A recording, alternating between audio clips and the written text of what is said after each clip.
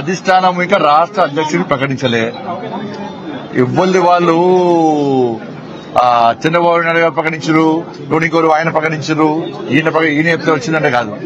రాష్ట్ర అధ్యక్షుడిని అధిష్టానము అందరికీ నామినేషన్ ఇస్తారు. నామినేషన్ అయితే ఎవరిని అధ్యక్షుడు ఉండాలో అధిష్టానం నిర్ణయిస్తుంది. అందరి అభిప్రాయాలు తీసుకొని అధిష్టానం నిర్ణయిస్తుంది. అధిష్టానం తీసుకుంటున్నాక అందరు కట్టుబడి ఉంటాం.